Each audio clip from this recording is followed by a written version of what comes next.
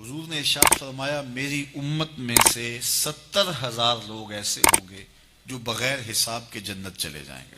عرض کی اے اللہ کے پیارے محبوب صلی اللہ علیہ وآلہ وسلم وہ کون ہیں؟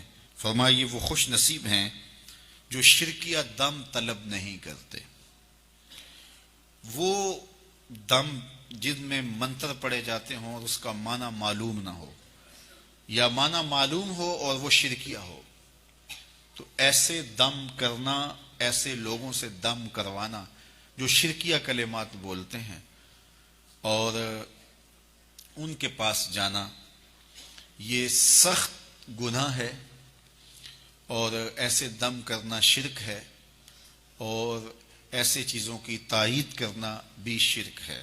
ہاں، اگر قرآن مجید کے پاکیزہ کلمات کے ذریعے سے کوئی دم کرتا ہے تو اس میں کوئی حرج نہیں ہے۔ جس طرح صحابہ ایک سفر پہ گئے تو کسی کو سانپ نے کاٹ لیا تو انہوں نے سورہ فاتحہ پڑھ کر کے اس کو دم کیا اور اللہ نے اس کی برکت سے اس کو شفا بھی عطا کی۔ تو اگر قرآن مجید کے کلمات سے دم کیا جائے تو اس میں کوئی حرج نہیں۔ دم کبھی کوئی آ جائے تو کر دینا چاہیے، دم درود کی یہ دکان نہیں ڈالنی چاہیے۔ آج کل یہ جو دکانداریاں بن گئی ہوئی ہیں، اور اگر صحیح بھی کوئی کرنے والا ہو تو اس کو بھی دکانداری نہیں کرنی چاہیے، بلکہ اس کو بھی یہ ہے کہ بس ٹھیک ہے، کبھی کوئی ایسا آپ جن لوگوں میں رہ رہے ہیں کہ اس کو واقعہ پیش آ جاتا ہے تو آپ کو جو ہے تو وہ پڑھ کر کے پھونک مار دیں تو کوئی اس میں حرج نہیں ہے۔ اور اس کے اور بھی طریقے ہیں، صرف دم پر ہی کر لیا جائے، دعا چھوڑ دی جائے، جبکہ مشکلات میں، دکھوں میں، اذیتوں میں دعائیں مانگنے کی ہمیں تلقین کی گئی ہے۔ مختلف طریقے ہیں، بیماریوں سے ڈاکٹر کے پاس بھی جائیں، دم بھی کروائیں، دعا بھی مانگیں، صدقہ بھی کریں، صلہ رحمی بھی کریں، بہت سارے ذریعے آپ کوئی بھی اختیار کر سکتے ہیں۔ تو یہ ہے کہ ہر مرض کا علاج آپ جو ہے وہ دم ہی کروائیں گے، اور پھر دکانداریاں بنتی ہیں، پھر وہ دکانداریوں سے مارکیٹیں بن جاتی ہیں، اور پھر وہ ٹوکن بکتے ہیں، پھر کیا کچھ ہوتا ہے۔ تو یہ کوئی مناسب کام نہیں ہے۔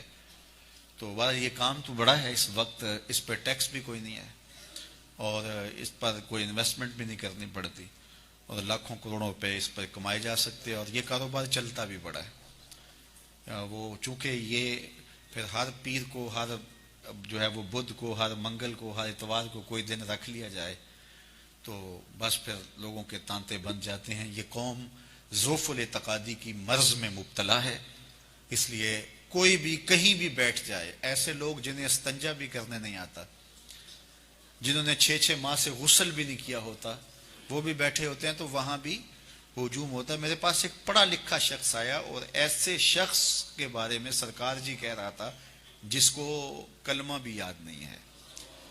تو جہالت یہ نہیں ہے کہ اگر کوئی سکول، کالج یا مدرسے کا نہ پڑھا ہوا ہو تو وہ جاہل ہوتا ہے، بعض لوگ ڈگریوں کے باوجود بھی جاہل ہوتے ہیں۔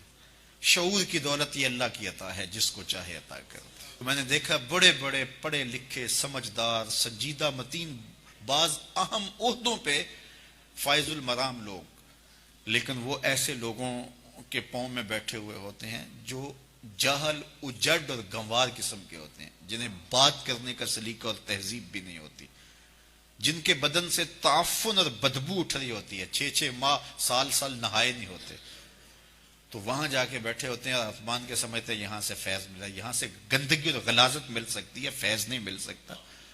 تو یہ جہالت ہے ہمارے معاشرے کے اندر، اور کچھ لوگ ڈرتے بولتے بھی نہیں پتہ نہیں کیا ہو جائے گا۔ جو اللہ کے رسول نے فرما دیا اس کے مقابلے میں کوئی بابا نہیں ہے، کوئی ملنگ نہیں ہے، اور کبھی ہمیں آج تک ہوا ہی کچھ نہیں ہے۔